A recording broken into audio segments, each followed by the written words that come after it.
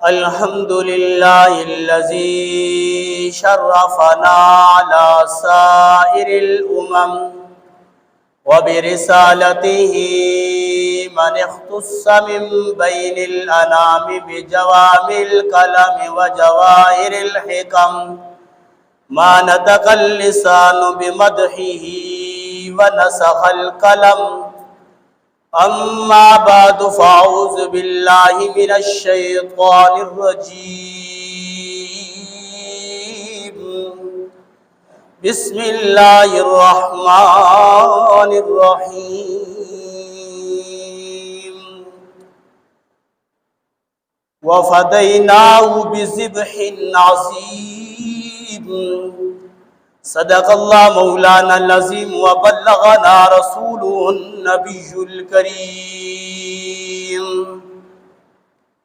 اللہم صلی علی محمد وعلی آل محمد کما صلیت علی ابراہیم وعلی آل ابراہیم انکا حمید مجید اللہم بارک علی محمد وعلی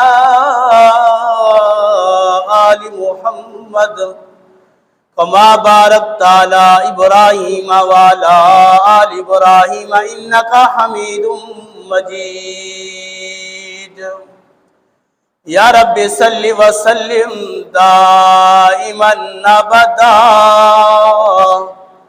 یا رب صلی وسلم دائما ابدا علی حبیبک خیر الخلق کلہم۔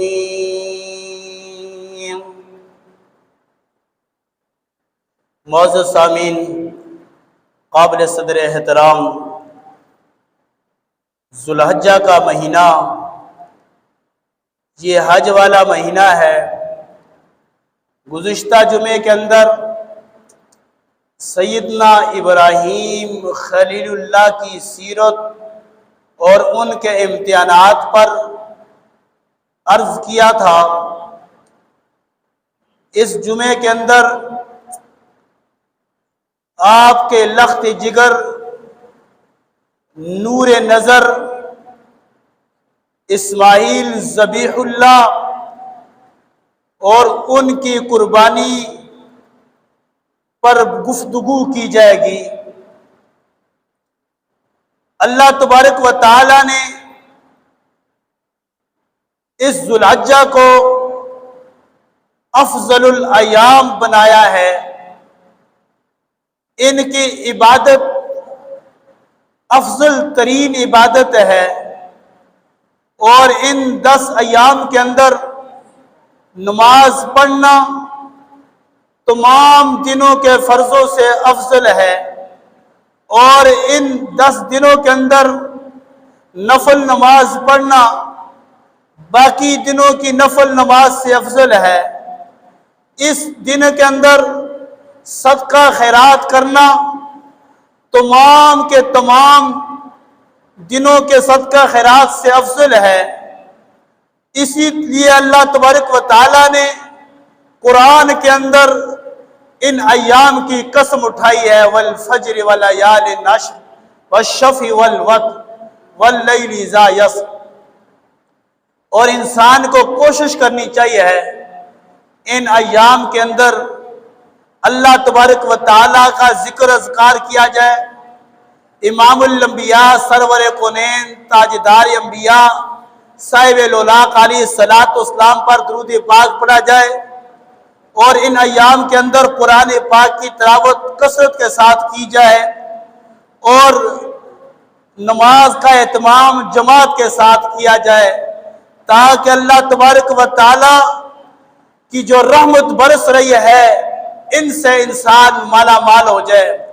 جس طرح اللہ تبارک و تعالی نے بعض انسانوں کو بعض انسانوں پر فضیلت عطا کی ہے، اسی طرح اللہ تبارک و تعالی نے بعض دنوں کو بعض دنوں پر بعض مہینوں کو بعض مہینوں پر فضیلت عطا فرمائی ہے۔ اسی طرح اللہ تبارک و تعالیٰ نے جو اشہر حج ہیں، یہ عشرہ ذوالحجہ ہے، तमाम दिनों से अफजल करार दिया गया है, ताकि इनके अंदर इबादत करके अल्लाह तबारक व तआला को राजी किया जा सके। और कसरत के साथ इंसान को इन दिनों में तकबीरात पढ़नी चाहिए, और इन दिनों में तकबीरात पढ़ना ये मुस्तहब है। चलते फिरते उठते बैठते इंसान हर वक्त अल्लाहु अकबर ला इलाहा इल्लल्लाह अल्लाहु अकबर वलिल्लाहिल हम्द पढ़ता रहे। और एक आदमी दिरहम और दनानीर सदका कर रहा है, एक आदमी अल्लाहु अकबर ये तकबीरात पढ़ रहा है, वो जो सदका करने वाला आदमी है उससे ये तकबीरात पढ़ने वाला अफजल तरीन आदमी है, क्योंकि ये अल्लाह की किबरियाई को बयान कर रहा है, अल्लाह की वहदानियत को बयान कर रहा है। लिहाजा इंसान को कोशिश करनी चाहिए है हर लम्हे अल्लाह तबारक व तआला का इस तौहीद के गुण गाता रहे, अल्लाह तबारक व तआला की वहदानियत का इकरार करता रहे। और कोशिश ये करनी चाहिए है कि इन दिनों में रोज़ा रखा जाए, क्योंकि आप अलैहिस्सलातु वस्सलाम फरमाते हैं कि रमज़ान के बाद जो अफजल तरीन रोज़े हैं वो मुहर्रमुल हराम के हैं, और जिस तरह मुहर्रमुल हराम के रोज़े अफजल तरीन हैं, इसी तरह अशरा ज़ुल्हिज्जा के रोज़े भी अफजल तरीन रोज़े हैं। तो लिहाजा इंसान को कोशिश करनी चाहिए है कि रोज़े का एहतमाम किया जाए। 9 ज़ुल्हिज्जा यौम अरफा वाले दिन रोज़ा रखना ऐसा है, जो आदमी रोज़ा रखेगा अल्लाह तबारक व तआला उसके 2 साल के गुनाह माफ़ फरमा देगा। तो हर इंसान कोशिश करे कि ज़ुल्हिज्जा वाले दिन 9 ज़ुल्हिज्जा को जो रोज़ा है उसका एहतमाम करे। अल्लाह तबारक व तआला से दुआ है अल्लाह अमल करने की तौफीक अता फरमाए। आप हज़रात के सामने में कुरान पाक फुरकान हमीद की एक आयत मुबारका तलावत की है, जिसमें अल्लाह तबारक व तआला ने हज़रत इब्राहीम के उस ख्वाब को पूरा किया जो अल्लाह तबारक व तआला ने इब्राहीम अलैहिस्सलाम को ख्वाब के अंदर दिखाया था कि इब्राहीम अपनी सबसे अजीज और महबूब चीज हमारे रास्ते के अंदर कुर्बान कर दे। अल्लाह तबारक व तआला का पाक पैगंबर इब्राहीम खलीलुल्लाह ऐसी बेनियाजी के अंदर वक्त गुजार रहे हैं, कभी दिल के अंदर औलाद की हसरत पैदा नहीं। जब बुढ़ापे के दहलीज पर कदम रखा, अल्लाह तबारक व तआला कैसी बेनियाज ज़ात है, इसी को न्याजमंदी कहा जाता है। अपने दुश्मनों को, अपने नाफरमानों को दर्जनों औलाद अता फरमा देता है। जो अपने अजीज हैं, अपने करीबी बंदे हैं, अल्लाह तबारक व तआला उनको औलाद की नेमत से महरूम कर देता है। जवानी के अंदर यही है, इसको बेनियाजी कहा जाता है, इसी को न्याजमंदी कहा जाता है। इब्राहीम अलैहिस्सलाम ने उम्र गुजार दी, कभी दिल के अंदर औलाद की हसरत पैदा नहीं हुई है। जब बुढ़ापे की दहलीज पर कदम रखते हैं, अल्लाह तबारक व तआला के सामने आरजू करते हैं, ए अल्लाह रब्बी अबली मिनस सालिहीन, ए अल्लाह औलाद नरीना अता फरमा दे। अल्लाह का प्यारा पैगंबर इब्राहीम खलीलुल्लाह सारी जिंदगी बे औलाद होकर गुजार दी। जब बुढ़ापे की दहलीज पर कदम रखते हैं, औलाद की हसरत दिल में पैदा होती है, अल्लाह के सामने हाथ फैलाते हैं, अल्लाह के सामने अपनी झोली फैलाते हैं। बता दिया औलाद देने वाली जात अल्लाह की है। अल्लाह के नबियों ने अल्लाह से मांगा, जब मुश्किल वक्त पेश आ जाती है अल्लाह के सामने अपनी हाजत रवाइयां पेश करते हैं, अल्लाह तबारक व तआला अता फरमा देते हैं। अल्लाह से फरमाया रब्बी अबली मिनस सालिहीन, या अल्लाह औलाद नरीना अता फरमा दे। अल्लाह तबारक व तआला ने इब्राहीम की दुआ को कबूल किया। फरमाया फबश्शरनाहु बिगुलामिन हलीम, ए इब्राहीम हमने तेरी दुआ को कबूल कर लिया है और हमने तुझे औलाद नरीना की खुशखबरी दे दी है।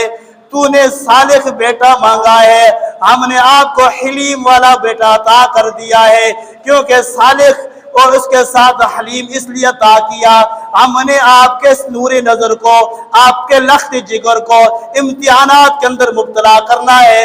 امتحان کے اندر وہی بچہ کامیاب ہو جائے گا جس کی صفت صالح ہونے کے ساتھ حلیم بھی ہے۔ اللہ تبارک و تعالیٰ نے بیٹا عطا کیا، ساتھ ایک پرچہ بھی عطا کر دیا۔ فرمایا اے ابراہیم، ہم نے آپ کو بیٹا تو عطا کر دیا ہے، لیکن ساتھ ساتھ یہ پرچہ ہے، اس کو تو نحال کر کے ہم نے دینا ہے۔ حضرت ابراہیم علیہ السلام کو فرمایا اے ابراہیم، ہم نے بڑھاپے کی جب دریز پر آپ نے قدم رکھا، ہم نے اس وقت آپ کو اولاد عطا کی ہے، اب اس اولاد کو آپ نے اس ہمارے حکم کے مطابق آپ نے بیابانوں کے اندر، ویرانوں کے اندر چھوڑ کر آ جانا ہے۔ اللہ تبارک و تعالیٰ نے اس وقت اولاد عطا کی جس وقت آپ بڑھاپے کی دریز پر قدم رکھ رہے تھے، لیکن جب اولاد عطا کی، نور نظر عطا کیا، آنکھوں کی ٹھنڈک عطا کی، فرمایا کہ ابراہیم اب آپ نے اس کے ساتھ پیار اور محبت نہیں کرنی ہے، بلکہ ہمارے حکم کے ساتھ اس کو سنسان کے اندر، ویرانوں کے اندر، بیابانوں کے اندر چھوڑ کر آ جانا ہے۔ کیسا بڑا امتحان ہے۔ انسان کو اولاد سب سے زیادہ عزیز ہے۔ انسان اپنے آپ کو پریشانی اور تکلیف کے اندر مبتلا کر دیتا ہے، لیکن اپنی آنکھوں کے سامنے اپنی اولاد کے دکھ اور تکلیف کو نہیں دے سکتا۔ لیکن خلیل بننا آسان نہیں تھا، اللہ کا حکم تھا، حضرت ابراہیم نے اس کو پورا کیا۔ حضرت ابراہیم علیہ السلام نے اپنی بیوی کو، اپنے بیٹے کو اونٹ پر بٹھایا اور ویرانوں کے اندر، بیابانوں کے اندر، جہاں پر نہ کوئی آگ ہے، نہ پانی ہے، نہ ہوا ہے، سنسان ہے، نہ چرند ہے، نہ پرند ہے، وہاں پر چھوڑ کر اللہ کے حکم سے آ رہے ہیں۔ جب ابراہیم علیہ السلام چھوڑ کر اپنے اونٹ کی لگام کو پکڑ لیا، واپس آنے لگے، اما حاجرہ علیہ السلام نے ابراہیم کے دامن کو پکڑ لیا۔ فرمایا اے ابراہیم، اس بیابان کے اندر، ان ویرانوں کے اندر نہ کوئی انسان ہے، نہ انسان کی کوئی ذات ہے۔ اپنے لخت جگر کو جو آپ کو اللہ نے بڑھاپے کے اندر عطا کیا ہے چھوڑ کر جا رہے ہو۔ ہمارا آپ اتنا تو بتا دو، آپ اپنی مرضی سے چھوڑ کر جا رہے ہو یا رب جلیل کی مرضی سے چھوڑ کر جا رہے ہو؟ حضرت ابراہیم علیہ السلام نے فرمایا اے حاجرہ، ابراہیم اپنی مرضی سے کوئی کام بھی نہیں کرتا ہے، یہ رحمان کا حکم ہے، جلیل کی مرضی ہے، اس لیے آپ کو چھوڑ کر یہاں پر جا رہا ہوں۔ جب اما حاجرہ نے یہ سنا ابراہیم کی زبان سے، یہ رب کا حکم ہے، حضرت حاجرہ نے ابراہیم کے دامن کو چھوڑ دیا۔ فرمایا اے ابراہیم، تیری آتش نمرود کے اندر رب کفیل بن سکتا ہے، وہی رب میرا ان بیابانوں کے اندر بھی خلیل بن سکتا ہے۔ جب تو نے آتش نمرود کے اندر کسی کو نہیں پکارا ہے، رب کی ذات کو پکارا ہے، آج میں بھی اس بیابان کے اندر، اس سنسان کے اندر رب کی ذات کو پکارتی ہوں۔ مجھے اللہ کی ذات پر یقین ہے، جس طرح آتش نمرود میں اللہ نے آپ کی کفالت کی ہے، اس طرح اللہ تبارک و تعالیٰ ان بیابانوں کے اندر میری بھی کفالت کرے گا۔ اللہ تبارک و تعالیٰ کی شان، ماں صبر والی تھی، اللہ نے بیٹا بھی بڑا صبر والا عطا کیا تھا۔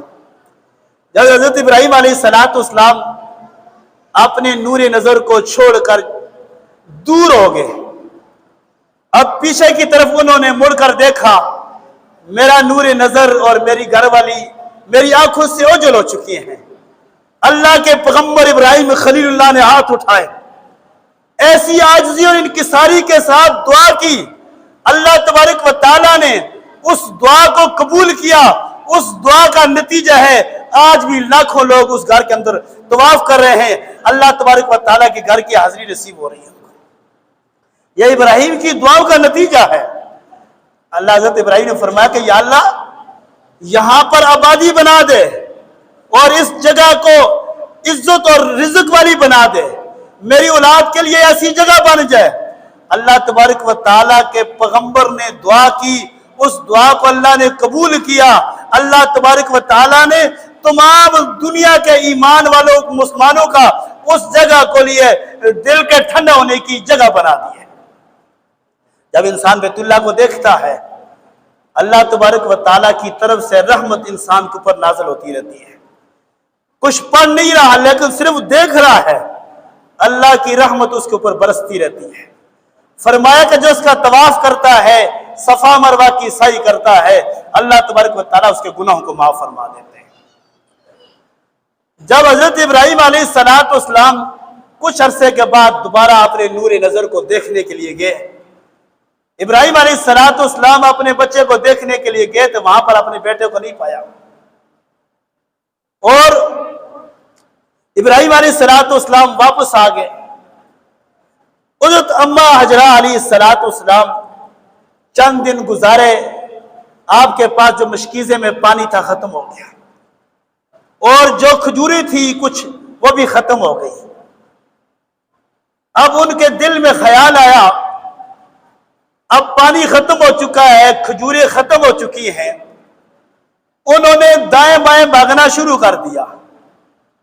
اب انہوں نے بھاگ کر جب دیکھا نا ان کا جو بیٹا نور نظر لخت جگر اسماعیل علیہ السلام جو بڑھاپے کا سہارا تھا، رو رہے تھے، زبان خشک ہو چکی تھی.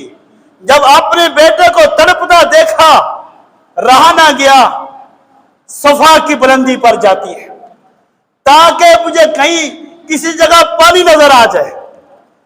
پھر مروہ کی بلندی پر جاتی ہیں بھاگتے ہوئے تاکہ دائیں پر دیکھوں مجھے کسی جگہ کوئی پرندے اڑتے ہوئے نظر آئیں گے اور میں وہاں سے جا کر پانی لے لوں گی. پرندے کو اڑنے کی یہ نشانی ہوتی تھی کہ اس جگہ میں پانی ہوتا ہے. جب انہوں نے چکر لگائے، 7 چکر صفا پر لگائے، صاف مروہ پر لگائے، اور جب ان کا بیٹا ان کی نظروں سے اوجھل ہوتا وہاں سے بھاگ جاتی، اللہ تبارک و تعالیٰ نے حضرت اماں حجرہ کی اس ادا کو ایسا پسند کیا، ایسی پسند آئی. فرمایا کہ جب تک کوئی عمرہ کرنے والا صفا مروہ کی سعی نہ کرے، جب تک کوئی حج کرنے والا صفا مروہ کی سعی نہ کرے گا، اس وقت تک میں اس کے حج اور عمرے کو قبول نہیں کروں گا. اللہ کے حکم سے جب انسان اللہ کی ہر خواہش، اپنی خواہش کو اللہ کے حکم کے تابع کر دیتا ہے، اللہ اس کے نام کو بھی بلند کر دیتا ہے، اس کی اداؤں کو بھی بلند کر دیتا ہے. 7 چکر لگائے، اللہ نے یہ امتحان لیا، اور جب کچھ نہ ملا اللہ کے سامنے التجا کی. فرمایا کہ یا اللہ میں بے بس ہوں، اس بے بسی کے عالم میں تیرے علاوہ میرا مددگار کوئی نہیں ہے. اللہ نے فرمایا کہ جا جبریل اس میری نیک بندی کی مدد کر کے آ اور اپنے کو پر کو مار. اسماعیل کی اڑی کے نیچے، اسماعیل کی اڑی کے نیچے انہوں نے پر مارا. اسماعیل نے اپنا پاؤں رگڑنا شروع کر دیا. اللہ نے زمزم کو وہاں سے جاری فرما دیا. حضرت ابراہیم علیہ السلام نے ساری زندگی میں اللہ سے 2 دعائیں مانگی ہیں. ایک زمزم والا مانگا، ایک آب کوثر والا مانگا. زمزم والا مانگا، اللہ نے اس کے مقام کو بھی بلند کیا. آب کوثر والے کو مانگا، اللہ تبارک و تعالیٰ نے کائنات کا سردار بنا دیا. اور جو چیز کائنات کے سردار کے ساتھ لگ جاتی ہے اللہ تبارک و تعالیٰ اس کے مقام کو بھی بلند کر دیتے ہیں. جو زمزم کا پانی ہے، ہزاروں حاجی ہزاروں سالوں سے بھر کر لا رہے ہیں، ٹنوں کے حساب سے لے کر جا رہے ہیں، لوگ پی رہے ہیں. یہ میرے نبی کا لاب دن کا اثر ہے. قیامت تک دنیا ختم ہو سکتی ہے، زمزم کا پانی ختم نہیں ہو سکتا. اور جو بھی زمزم کے پانی کو پیے گا میرے اور آپ کے پیارے پیغمبر کے وہ جھوٹے پانی کو پیے گا جس کے اندر لابدان امام الانبیاء کا لگ گیا ہے. اللہ نے اس کے اندر شفا رکھ دی ہے.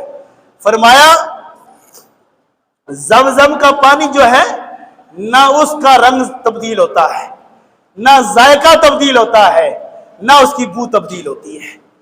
اور جو کوثر کا پانی ہے جس نے ایک مرتبہ پی لینا ہے ساری زندگی اس کو پیاس نہیں لگے گی.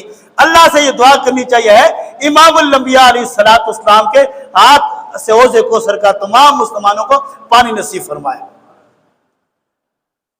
جب پانی زمزم کا نکل گیا اللہ کا شکر ادا کیا کہ یا اللہ تو نے میری مدد کی ہے۔ جب اللہ تبارک و تعالیٰ کسی انسان کی مدد کرتا ہے اس پر اللہ کا شکر ادا کرنا چاہیے۔ جب اللہ کا انسان شکر ادا کرتا ہے اللہ تبارک و تعالیٰ نعمتوں کی بھی فراوانی کر دیتا ہے۔